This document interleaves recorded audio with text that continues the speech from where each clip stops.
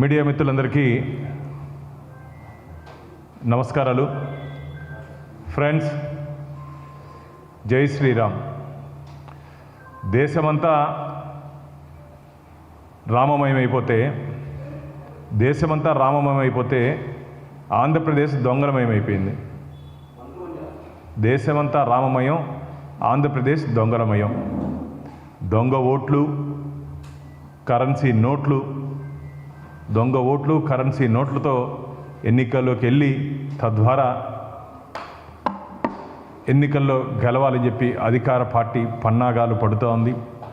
మీరు కానీ గమనించినట్టయితే ఈ మధ్య జగన్మోహన్ రెడ్డి గారు ఎక్కడ చూసినా సరే వాళ్ళ మీటింగ్స్లో 175 అంటే మామూలుగా ఏ ముఖ్యమంత్రి అయినా సరే తను చేసినటువంటి పనుల్ని ప్రజల్లోకి తీసుకొని వెళ్ళి మంచి పనుల్ని ఓటు అడుగుతారు. సో అట్లా ఏమన్నా ఆ కాన్ఫిడెన్స్తో అడుగుతున్నాడేమో 175 అని చెప్పి మేము భావించాం. రాజకీయాల్లో కానీ దేంట్లో కానీ కాన్ఫిడెన్స్ ఉండాలి, కానీ ఓవర్ కాన్ఫిడెన్స్ ఉండకూడదు.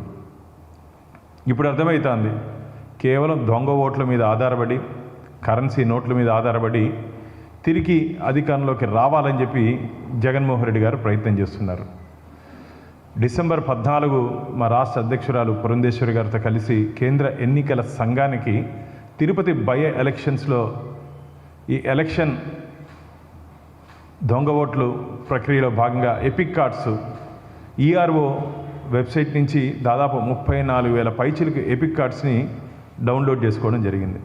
దాని మీద భారతీయ జనతా పార్టీ పూర్తి ఆధారాలతో కేంద్ర ఎన్నికల సంఘానికి ఫిర్యాదు చేయడం జరిగింది. కేంద్ర ఎన్నికల సంఘం రాష్ట్ర ఎన్నికల సంఘానికి, రాష్ట్ర ఎన్నికల సంఘం పోలీసు యంత్రాంగానికి దీని మీద విచారణ చేపట్టాలని చెప్పి ఆదేశాలు జారీ చేయడం జరిగింది. సంతోషం.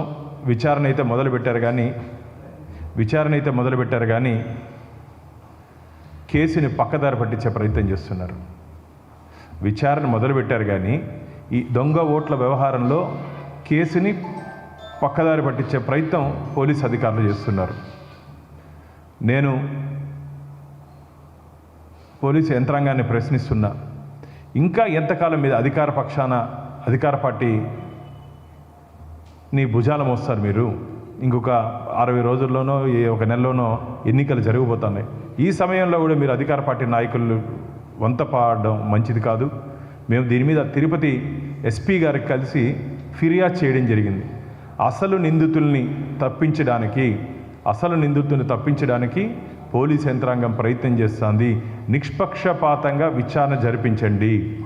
ఎందుకంటే దీంట్లో 20% ప్రభుత్వ అధికారులు ఉంటే 80% రాజకీయ నాయకుల హస్తం ఉంది, అధికార పార్టీ నాయకుల హస్తం ఉంది. అధికార పార్టీ నాయకులు ఆశ్చర్యపోతారు మిత్రులారా. పూర్తిగా అధికార పార్టీ నాయకులు మంది మార్బలంతో ఈ దొంగ ఓట్ల వ్యవహారం రాష్ట్ర వ్యాప్తంగా నడిపారు. ఇది తిరుపతికి ఒకటే పరిమితం కాదు. మీరు చూస్తే పక్కన చంద్రగిరి కానీ, ఆ పక్కన కాళహస్తి కానీ, ఆ పక్కన నగిరి కానీ, ఇంకా ఆంధ్రప్రదేశ్లో అన్ని ప్రాంతాలని, శ్రీకాకుళం నుంచి కుప్పం వరకు అన్ని ప్రాంతాల్లో దొంగ ఓట్ల మీద ఆధారపడి ఎన్నికల్లో గెలవాలని అనుకుంటున్నారు. దీని మీద భారతీయ జనతా పార్టీ ప్రశ్నిస్తూ ఉంది. మీరు ఎందుకు రాజకీయ నాయకులను తప్పించే ప్రయత్నం చేస్తున్నారు? ఎవరి కోసం? ఇండియన్ అడ్మినిస్ట్రేటివ్ సర్వీస్ ఆంధ్రప్రదేశ్లో అధికార పార్టీ సర్వీస్గా మారిపోయింది. అధికార పార్టీ సర్వీస్గా ఐపీసీ సెక్షన్లు పనిచేయట్లేదు ఆంధ్రప్రదేశ్లో. వైసీపీ నాయకులు ఏది చెప్తే అది పోలీస్ అధికారులు దాన్ని వింటున్నారు. ఇది మంచిది కాదు. ప్రజాస్వామ్యంలో ఇది మంచిది కాదు. ఈ 4.5 సంవత్సరాల్లో మిత్రులారా, ఆంధ్రప్రదేశ్లో ఎన్నికల పేరుతో ఎంపికలు చేశారు, ఎలక్షన్స్ పేరుతో సెలక్షన్స్ చేశారు. ప్రజాస్వామ్య పద్ధతిలో ఎన్నికలు జరగలేదు. స్థానిక సంస్థల ఎన్నికలు, లోకల్ బాడీ ఎన్నికలు కానీ ఏవి కానీ ప్రజాస్వామ్య పద్ధతిలో జరగలేదు. అప్పటి నుంచి భారతీయ జనతా పార్టీ దీని మీద పోరాటం చేస్తూనే ఉంది.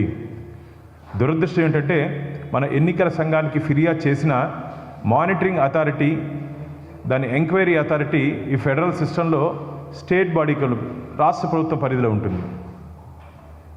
దాన్ని అడ్వాంటేజ్ తీసుకొని దీని నుంచి తప్పించుకునే ప్రయత్నం చేస్తున్నారు. ఇది మంచిది కాదు. ఖచ్చితంగా భారతీయ జనతా పార్టీ దీన్ని చూస్తూ ఊరుకునుండే ప్రసక్తే లేదు. ఈ దొంగ ఓట్ల వ్యవహారంలో పూర్తిగా ప్రజలకు న్యాయం జరిగేంతవరకు